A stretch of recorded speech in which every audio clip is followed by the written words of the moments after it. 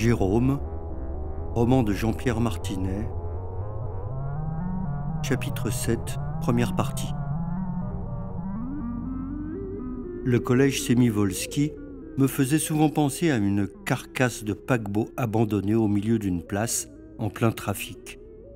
On y accédait, après avoir traversé le pont Touchkov, par une petite rue très étroite, la rue Canady, qui se déversait depuis des siècles dans la gigantesque place Tarnabuk. Cette unique voie d'accès donnait à la place l'air d'une clairière en plein milieu d'une forêt, et j'étais toujours surpris, chaque fois que j'avais descendu, le cœur battant, la sombre rue Canady, par sa luminosité étrange, presque surnaturelle. C'était du moins ainsi que je la voyais, moi, la place Tarnabuk, peut-être parce que j'y avais passé tant de jours à guetter Paulina Semilionova, souvent même sans l'espoir de lui adresser la parole, que cet endroit était devenu pour moi un lieu magique, privilégié, qu'il me suffisait de contempler pour échapper à la misère quotidienne. Ce matin-là, la bruine qui s'était installée sur Paris donnait au collège Sémivolski un air encore plus fantomatique que d'habitude. Je n'étais pas en retard, alors je ne me pressais guère.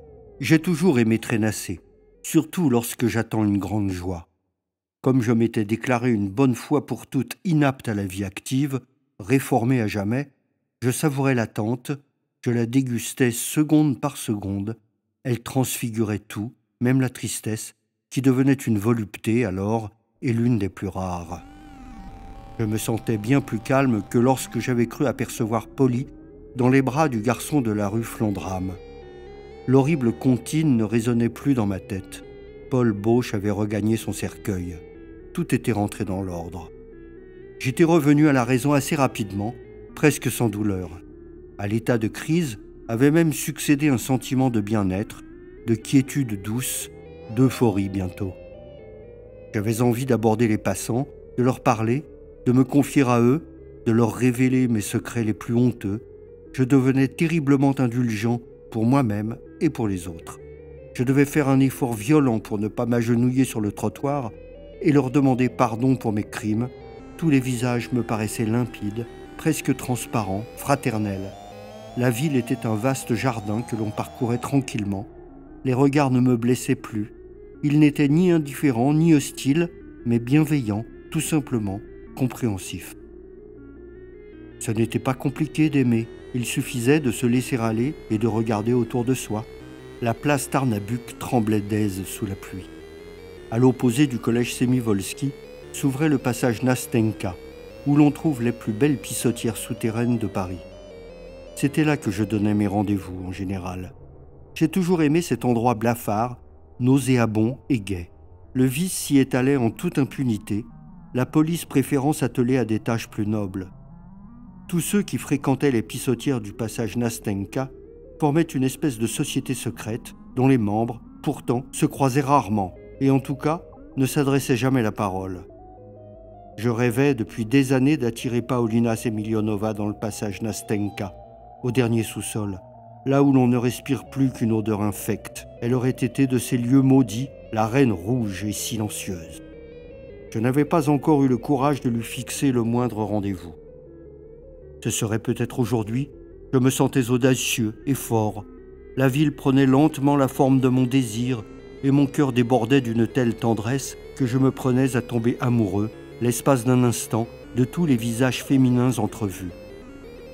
Les abandonnés me remplissaient d'une tristesse douce, comme on quitte avec des regrets vagues une petite fille dont on a acheté le sourire avec un paquet de bonbons acidulés, un samedi soir, pour se sentir un peu moins seul, un peu moins laid.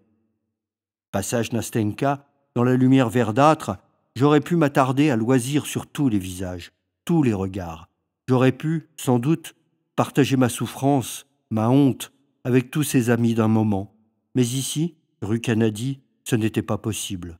On courait au travail, on se bousculait sans se voir, on se précipitait vers des issues invisibles. Les prisons se refermaient une à une sur ces forçats qui se croyaient libres.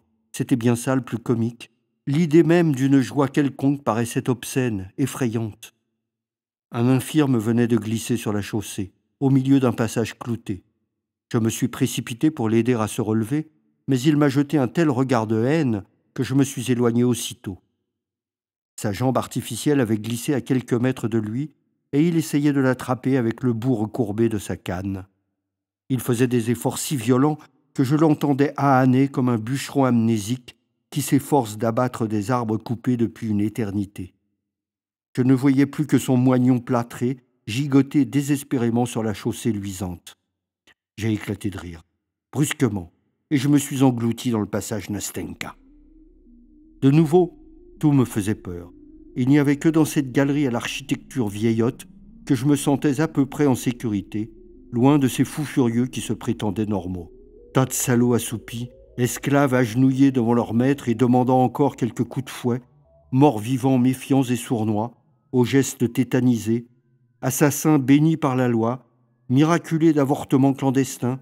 Je n'aurai pas assez de plusieurs vies pour vous dire combien je vous méprise, combien je souhaite votre mort dans les pires souffrances.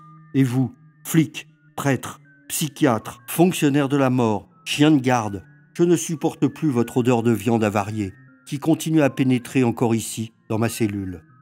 Votre puanteur m'asphyxie, chacal. Quand j'aurai fini mon récit, c'est alors qu'il faudra m'achever. D'ailleurs, je disparaîtrai de moi-même. Si je n'y réussis pas, alors inutile de me laisser traîner plus longtemps. Qu'on m'achève à coups de pied, ou bien en m'étouffant sous un oreiller, ou encore d'une balle dans la nuque. Peu importe, ce sera bien. Passage Nastenka, j'ai flâné un instant devant les boutiques pleines de vieux objets inutiles et charmants, mais le cœur n'y était plus. Ma belle sérénité avait fait place progressivement à une angoisse sourde, lancinante. Le passage avait maintenant l'aspect d'un coupe-gorge. Il y régnait une étouffante atmosphère de mort violente. Derrière chaque colonnade, au fond de chaque boutique, se cachait un assassin en puissance. Dans cette pénombre, les pissotières invitaient le promeneur solitaire à s'engloutir dans les entrailles de la terre. Elles offraient leur blancheur noire aux voyageurs de la nuit, les exilés, les rois dépossédés, les candidats au suicide. Certains, peut-être, rêvaient secrètement de se faire assassiner dans ces royaumes interdits. Comme cet empereur de la décadence romaine dont m'avait parlé Solange, il y a bien longtemps, il se vendait pour 40 sous à la porte des églises chrétiennes, des temples des dieux romains, et il est mort sous les déjections, poignardé dans des latrines, le pantalon baissé, la queue à l'air ou dans une bouche adolescente. Les fidèles du passage Nastenka désertaient. Ils s'enfuyaient très loin, de l'autre côté de la mort, à tire d'aile, vers les régions du désir absolu. En passant devant l'étalage d'un marchand de journaux, je me suis senti attiré, malgré moi, par une affichette publicitaire. J'ai tout fait pour détourner mon regard de ce placard arrogant. J'aimais m'essayer de me mettre à courir, mais je suis resté sur place, la tête vide, le cœur battant. C'était une affichette cerclée de rouge, avec une photo dans le coin gauche et un texte court, rédigé en grosses lettres noires. La photo m'attirait irrésistiblement. Elle représentait, d'après la légende, un criminel célèbre, enfin célèbre pour les autres, car moi, je n'en avais jamais entendu parler. Il est vrai que je ne lisais pratiquement jamais les journaux. Il avait un regard étrangement pénétrant, fascinant même, comme s'il essayait d'hypnotiser les passants à travers le papier. La noirceur de ses prunelles semblait cacher d'autres abîmes encore. J'ai soudain pensé à Solange, quand elle est en colère, à sa manière de vous regarder fixement, sans dire un mot. J'ai regardé le nom sous la photo, Manson Charles. Il y avait une légende. Des années après le massacre de la villa Polanski, l'assassin de Sharon Tate révèle ses secrets. En lettres minuscules, tout à fait en bas de l'affichette, ces 4 mots. Claver Striva, Cavour Tavina. Je me sentais de plus en plus mal à l'aise. Je me suis éloigné à grandes enjambées. Lorsque je me suis retrouvé place Tarnabuc, je me suis rendu compte que j'étais en sueur. Ces 4 mots dont j'ignorais la signification sifflaient à mes oreilles, comme tout à l'heure, tandis que je courais après Paolina Semilionova, l'atroce comptine. Claver Striva, Cavour Tavina. Ces quelques syllabes me remplissaient d'une horreur indicible. On parlait à travers moi. On se servait de mon corps pour transmettre un message qui ne m'était pas destiné. Scaver Cavina, Ocar Triva. Il y avait bien longtemps. Ce monde de douleur pure, je l'avais oublié. Chacun de mes nerfs transformé en fil d'acier, prêt à me transpercer de part en part. Scaver Cavina, Claver, Ocar. L'angoisse s'éloignait, mais je me sentais tellement brisé que je n'avais plus la moindre envie de faire un pas. Je me suis allongé pendant quelques minutes sur le trottoir. Les passants m'enjambaient d'un air irrité, mais personne ne s'est arrêté pour me demander si j'avais besoin d'aide. Je voyais les culottes des filles, leurs fesses maigres ou rebondies, et cela m'a redonné un peu de courage. Je me suis relevé. Malgré tout, je le sentais bien, la matinée était fichue. Polly allait m'échapper, une fois encore. Je me suis mis à courir pour essayer de rattraper le temps perdu. Mais je me suis rendu compte, en regardant l'horloge du collège, qu'il était presque 9h moins 5. Polly arrivait en général vers 9h moins le quart, et elle s'engouffrait aussitôt dans la cour de récréation. Ce n'était pas elle qui perdait son temps à traînasser devant le collège, comme certaines de ses camarades. J'avais beau faire, je n'arriverais jamais à temps, à moins d'un miracle. Le miracle n'a pas eu lieu, hélas. Le collège Semyvolski était déjà presque complètement désert. Je n'arrivais pas à reprendre mon souffle. Les grilles étaient là, devant moi, à quelques mètres. Elles semblaient me narguer, comme si elles n'avaient servi qu'à protéger Paulina Semilionova de mon amour. Depuis pas mal de temps déjà, j'évitais toujours de m'en approcher de trop près, car il y avait eu l'année dernière une pétition des parents d'élèves contre moi. Ils avaient fini par remarquer mon petit manège, et j'avais été obligé de changer légèrement mes méthodes pour aborder les gamines. Maman m'avait même reçu une lettre du proviseur la menaçant de porter plainte si je continuais à rôder à la sortie du collège. Elle avait même dû lui promettre de me surveiller désormais. Elle avait plaidé l'irresponsabilité. Je n'étais pas tout à fait normal, certes, mais les psychiatres avaient affirmé que je n'étais absolument pas dangereux. Elle tenait à la disposition du proviseur tous les certificats des médecins qui m'avaient examiné. Je suppose aussi qu'elle lui avait laissé entendre qu'entre un eunuque et moi, il n'y avait pas une grosse différence, et que par conséquent, la vertu de ces chères petites ne risquait pas grand-chose. Ainsi, l'affaire avait été provisoirement classée, le scandale évité. Néanmoins, je devais être prudent. Si je me faisais pincer, on me renverrait illico à l'asile. Certains n'attendaient que ça, et M. Cloret ne s'était pas gêné pour me le faire comprendre. Ma petite clientèle s'était considérablement amenuisée avec les années. Il y a seulement 10 ans, j'arrivais encore à attirer des gamines des classes de 6e et de 5e, avec des photos d'acteurs célèbres en couleurs naturelles, des bonbons magiques, des disques de chanteurs à la mode, des babioles, genre écharpes ou colliers exotiques. Mais maintenant, c'était beaucoup plus difficile. Premièrement, je n'osais plus aborder les fillettes de 12-13 ans, c'était beaucoup trop dangereux. Je le regrettais amèrement, car j'avais passé des moments merveilleux dans les pissotières du passage Nastenka, avec celles que j'avais réussi à séduire. Elles étaient maladroites et vicieuses, comme seuls peuvent l'être les enfants, et si pures, si démunies, si fragiles, que les larmes me venaient aux yeux devant leur naïve, leur touchante perversité. Très vite, alors, je n'éprouvais plus le moindre désir, et je me contentais de les serrer très fort contre moi, comme si j'avais voulu les garder à tout jamais dans mon cœur. Elles s'enfuyaient en riant, avec une souplesse de chat sauvage, et je restais seul toute la nuit, à traîner dans la ville, follement heureux. Les temps avaient changé, hélas. J'avais dû me rabattre sur de la chair un peu moins fraîche, et 14-15 ans, des petites femmes déjà, plus roublardes, mais tout aussi bouleversantes, des fées minuscules, maquillées insolemment comme toutes les fillettes dévergondées quand elles veulent plaire. Tels étaient les pensionnaires de mon bordel miniature, les tendres petites sœurs de mes nuits blanches, passage Nastenka. Ce bonheur n'avait pas duré bien longtemps. Les parents avaient sermonné leurs enfants. La police menaçait de fourrer son vilain nez dans mes affaires. Les gosses n'avaient pas tardé à devenir méfiantes. On se tenait à distance désormais de celui qu'on appelait, par dérision, l'ogre du passage Nastenka. De plus, le collège était devenu mixte depuis l'année dernière, et certains garçons avaient menacé de me casser la figure si je continuais à rôder autour de ce qu'ils considéraient comme leur chasse gardée. Seules quelques rares courageuses, quelques frondeuses, m'étaient restées fidèles, mais elles avaient augmenté leurs exigences. Elles voulaient de l'argent, maintenant, du concret, du solide, pas des babioles coloriées. Elles avaient déjà appris que tout se monnayait, et que leur ravissant petit corps, dans la société où nous vivons, était le plus précieux capital, celui qui leur servirait plus tard à s'élever, à tenir leur rang, à faire partie du banquet des privilégiés. J'avais bien essayé de moderniser mes méthodes, en proposant notamment des photos porno, ou des romans érotiques achetés à bas prix, mais cela n'avait pas marché longtemps. Ce qu'elle voulait, désormais, c'était de l'argent, et les tarifs augmentaient chaque année.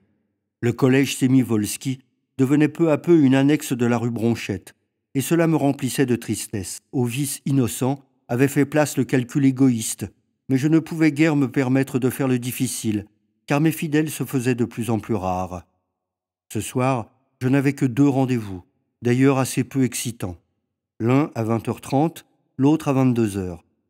Sonia avait 16 ans, Lisa à peine 15, mais elles avaient déjà la roublardise, la morosité, le manque de générosité des adultes.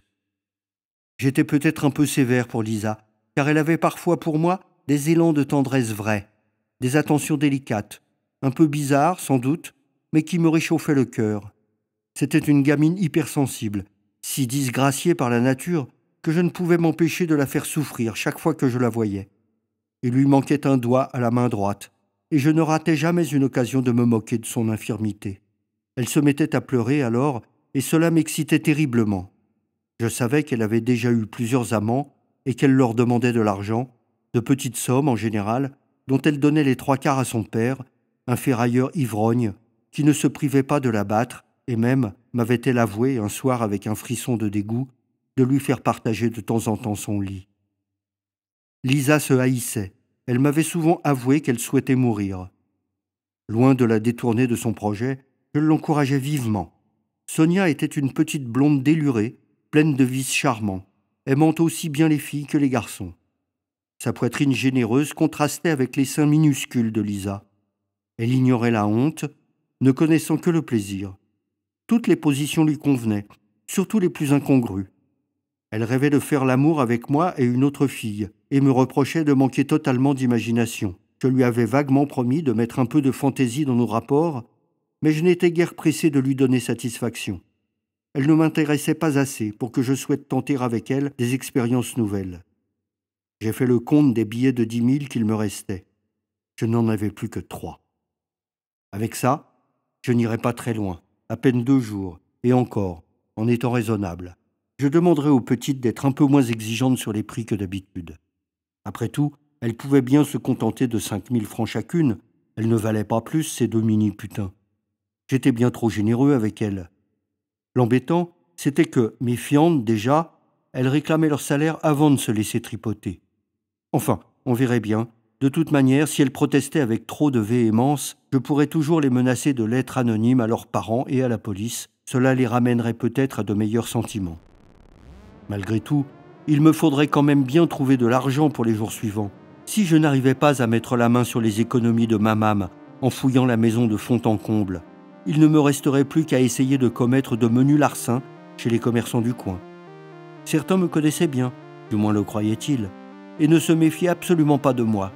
Ils me considéraient comme un bon gros tout à fait inoffensif et laissaient parfois leur tiroir-caisse ouvert devant moi, à portée de la main, comme si j'avais été incapable de faire la différence entre un billet de 10 000 et une feuille de salade. Il est vrai que j'accentuais toujours dans ces cas-là mon air idiot, réduisant ma conversation à quelques phrases toutes faites, élémentaires, prononcées avec difficulté. Le collège Sémivolski s'était peu à peu dépouillé de sa magie. Il y régnait maintenant une activité fébrile de ruche, assez peu différente de l'absurde agitation des bureaux de la rue Canady. Quoi de plus normal après tout? C'était là qu'on formait les futurs esclaves de demain. On leur apprenait déjà à courber les chines, à dire oui à la vie, cette vie dégradante qui doit réjouir le diable probablement, s'il existe. L'idée que Polly se trouvait prisonnière de cette caserne me remplissait de désespoir. En côtoyant tous ces visages atrocement quotidiens, grisâtres, elle redevenait semblable aux autres. Une enfant des hommes, un matricule, une photo d'identité, une fiche d'état civil, un livret scolaire, un groupe sanguin. Elle s'évanouissait, comme un rêve de la nuit, et me laissait les mains vides, les bras ballants, la bouche sèche devant les grilles. Solange. Pour moi, reine solitaire, déesse incarnée, vivre en ce monde est une chute et une étrange destitution. J'ai pensé à cette phrase qu'elle répétait souvent à voix basse, le soir, lorsque la nuit commençait à envahir le petit appartement de la rue des Papillons Blancs et que ma mame radotait devant sa bouteille de vin rouge. Son regard était fiévreux, alors, et je ne pouvais m'empêcher d'éprouver une peur intense, comme si ces quelques mots recélaient un secret terrifiant. Je n'avais plus la moindre envie de m'attarder place Tarnabuc. La mer était basse maintenant, des détritus jonchaient la plage. Le paquebot n'était plus qu'une carcasse rouillée, tout à fait déprimante, une épave sans le moindre mystère. Un haut-parleur diffusait des ordres dans la cour d'une voix nasillarde. Il m'a semblé entendre plusieurs fois les 4 mots qui m'avaient mis si mal à l'aise tout à l'heure, passage Nastenka. Claver Striva, Cavour Tavina. Puis le nom de Paulina Semilionova a été prononcé, mais si rapidement que, la première fois, je l'ai à peine entendu. Ce n'est qu'au bout d'un moment que j'ai réalisé que c'était vraiment d'elle qu'il s'agissait. Skaver Kavina, Okar Triva, Paolina, Cavour Tavina, Claver Striva. Je me suis mis à trembler de tous mes membres, puis je suis parti en courant vers la rue Canady, en me bouchant les oreilles pour ne plus entendre cette voix qui me torturait. Je faisais des efforts désespérés pour essayer de ne pas penser aux 2 cadavres qui m'attendaient dans la salle à manger. Peine perdue. Monsieur Cloret, toujours aussi digne, un peu raide, continuait à espérer en vain qu'une âme charitable viendrait remplir son assiette, et ma mame, dans son fauteuil, face à la cheminée vide, lui tournait le dos, ce qui n'était guère poli, j'étais bien obligé de le reconnaître. La conversation ne devait pas être très animée. Est-ce que le sang continuait à couler de la bouche de M. Cloret? C'était cela le plus pénible à imaginer. J'arrivais à peu près à supporter l'idée du meurtre atroce que j'avais commis dans un moment d'égarement. Les mains devenues folles, serrant lentement le cou, les clous plantés méticuleusement dans les pieds pour empêcher le corps de basculer en avant, mais le mince filet de sang s'échappant de la langue coupée, non, vraiment, c'était au-dessus de mes forces. J'entendais encore dans le fracas des voitures le bruit sec de la mâchoire se refermant, claquant comme un piège de métal, et même ici, dans le silence de ma cellule, je l'entends toujours. J'ai beau me boucher les oreilles, essayer d'y enfoncer mes index le plus profond possible, je ne peux pas, surtout quand le haut-parleur ajoute à ma souffrance, en réclamant d'une voix monocorde, pendant des heures, Paulina Semilionova au parloir. Kaver Striva, Clavour Mavina, Otar Kriva, Paolina. Aussi, je demande qu'on ait pitié de moi et qu'on mette fin le plus vite possible à mon supplice. Je me suis affalé à une table de bistrot et j'ai commandé d'une voix tremblante un café crème avec un cognac. Le garçon a dû trouver que j'avais une drôle de tête, car il m'a demandé si je me sentais bien. Je l'ai prié de se mêler de ce qu'il regardait, et il a regagné son comptoir en grommelant. J'étais de nouveau d'une humeur massacrante, les nerfs à vif, prêt à mordre le premier qui oserait m'importuner. Comment allais-je bien pouvoir occuper cette matinée qui s'étendait devant moi comme un désert grisâtre dont je ne voyais pas la fin? Paulina Semilionova, que fais-tu en ce moment? Tu t'es peut-être installé au fond de la classe, comme les cancres, près du radiateur, à côté d'un adolescent dégingandé qui est ton amant du moment. De temps en temps, tu étouffes un bâillement et tu étires tes jambes minces et interminables. Tu t'arranges, bien sûr, pour que tout le monde en profite, surtout ton professeur. Avec un peu d'obstination, son regard parviendra bien jusqu'à ta culotte. Ça lui donnera peut-être l'énergie suffisante pour finir son cours. Polly, regarde-moi. Regarde-moi, Polly. Parle-moi. Polly, parle-moi. Viens vers moi. Viens vers moi, Polly. Ouvre la porte du café. Commande un diabolo menthe avec une paille. Assieds-toi à côté de moi. Tout près, Polly. Prends ma main. Serre-la très fort. Jure-moi que tu ne me quitteras plus jamais, même après ta mort, Polly. À quoi bon porter une jupe longue, comme c'est la mode en ce moment, si c'est pour la relever jusqu'aux cuisses? Je préfère encore que tu mettes des jeans. C'est moins indécent, malgré les risques de braguette ouverte. Je m'en vais, Paulina Semilionova. J'étouffe dans cette classe. Je sens bien que l'on ne m'y admet qu'à contre-cœur. Et puis, je ne tolère pas que tu caresses les cuisses de ton voisin pendant un cours sur Molière. Tu n'as pas le droit, même si tu le fais discrètement. Polly, réponds. Défends-toi, enfin. Pourquoi te laisses-tu accuser sans rien dire? Ton silence est éloquent. Il est la preuve de ta culpabilité. Pourquoi donc le haut-parleur m'a-t-il rappelé avec une telle insistance que tu t'appelais Paulina Semilionova? Tu m'appartiens tellement plus lorsque je t'appelle Polly. Était-ce pour m'humilier? Me rappeler que je n'avais aucun droit sur toi? Je n'ai jamais aimé ton prénom. Quant à ton nom en toc, genre Phorus, je me demande vraiment à quoi il peut bien correspondre. Lorsqu'on a vu le jour du côté de la place Clichy, c'est vraiment grotesque de s'appeler Semilionova. Pourquoi pas Tchortikova ou Berianovkaya Chédrine? Après tout, c'est peut-être moi qui délire. Paris n'est qu'un faubourg de Saint-Pétersbourg, tout le monde le sait, et le collège Semivolski est le dernier refuge des Russes blancs. Comme mon café cognac ne venait toujours pas, je me suis mise en colère et j'ai renversé la table. Je suis allé au comptoir en répétant à voix basse. Cette année-là, les filles portaient des robes longues. Cette année-là, les filles portaient des robes longues. Cette année-là, et j'ai fondu en larmes devant le garçon. J'avais surtout honte de m'être laissé aller à un tel accès de sentimentalisme, comme une midinette qui se gave de romans photos dans son lit le soir en se caressant sous les draps. Décidément, une fois encore, j'étais bien obligé de me ranger à l'avis de Solange, qui affirmait qu'il n'y a rien de plus obscène, ici-bas, que les sentiments amoureux. « Prends ma main, Polly. Serre-la fort. Oh oui, jure-moi, jure-moi. » Comment pouvait-on être aussi grotesque? Je m'aimais encore mieux en assassin qu'en benet transi d'amour. Je me sentais moins diminué. De toute manière, je préférais inspirer la crainte que la pitié. « Votre cognac arrive, monsieur. Ne vous impatientez pas. » Le garçon m'a pris par le bras doucement et m'a assis à une autre table, tout près des billards électriques. Leur bruit de mitrailleuse m'a fait du bien, comme si toute ma violence refoulée était passée d'un seul coup dans ces machines à sous. « Vous permettez que je m'assoie 5 minutes à côté de vous, Jérôme ?» En entendant mon prénom, j'ai sursauté. J'ai tout d'abord pensé que c'était un policier qui s'adressait à moi. Mais non, l'un des joueurs de flipper s'était retourné et me regardait en souriant. « Vous ne vous souvenez pas de moi ? Doucendre, votre ancien professeur de lettres. » À vrai dire, j'avais bien du mal à le reconnaître. Il y avait au moins 5 ans que je ne l'avais pas vu, et il avait beaucoup changé. Son élégance un peu précieuse avait fait place à un négligé nullement étudié. Il portait une veste en toile claire couverte de taches, un pantalon fripé, des sandales à la couleur indéfinissable. Son visage, émacié jadis comme celui d'un moine guerrier, était bouffi maintenant. Il ne devait pas se raser tous les matins. C'était une des rares personnes pour lesquelles j'avais un peu de sympathie dans cette maudite ville. Doucendre avait été mon professeur de lettres en première, ma dernière année d'études. Son cours était passionnant, étrange, décousu. Il avait sur la littérature des intuitions bouleversantes, à tel point que je pensais souvent qu'il n'était pas un véritable professeur, mais un écrivain raté. On ne l'aimait guère déjà à l'époque, car il ne se préoccupait pratiquement pas du programme, si cher aux parents d'élèves, et se laissait aller à son inspiration du moment.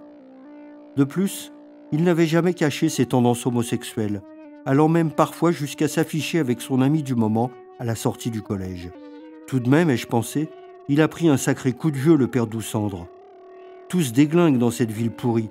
Il n'y a guère que Solange qui ne change pas. Elle en enterrera plus d'un, j'ai l'impression. Pourtant, au début, elle me semblait si fragile. Comme on peut se tromper. Les yeux de Doucendre n'avaient pas changé. Ça, non. Aussi vifs, aussi intelligents que lorsque j'étais son élève.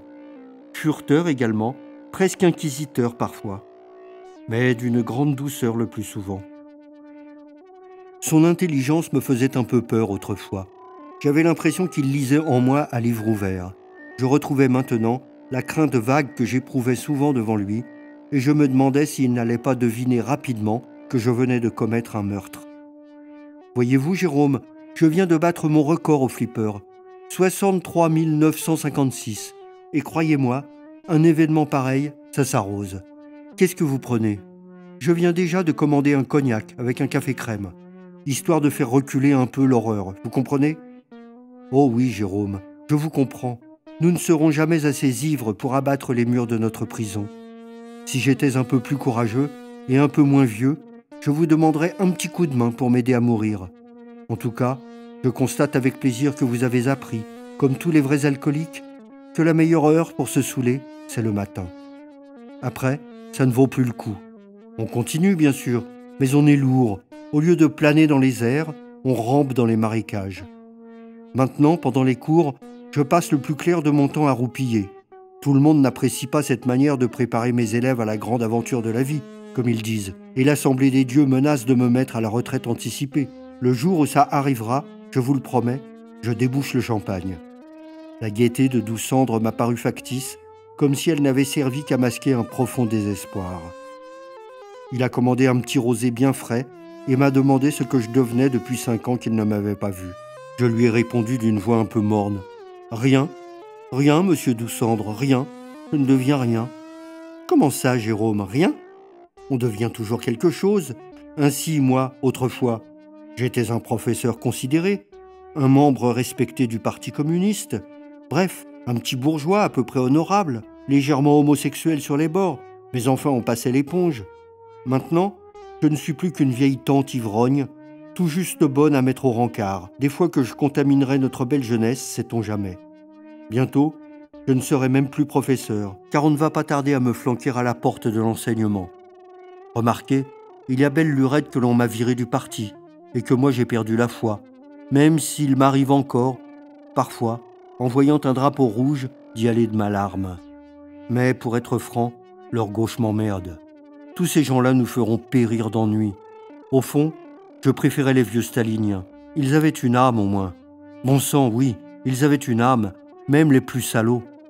Doucendre s'est tu brusquement. Il s'est retourné pour voir si son rosé n'arrivait pas. Ils n'ont pas l'air pressés ici, lui ai-je dit pour le rassurer. Bah, j'ai le temps, je n'ai cours qu'à 3 heures, et de toute manière, je n'ai plus rien à dire à mes élèves. Je préfère jouer au flipper, c'est bien plus amusant. On peut essayer de s'améliorer sans arrêt, on peut battre des records pour soi tout seul, et puis, ne l'oubliez surtout pas, Jérôme, ça développe les muscles des doigts. Il a agité ses mains devant moi en riant, mais il s'est bien vite rendu compte que sa gaieté n'était nullement communicative, et il s'est tu.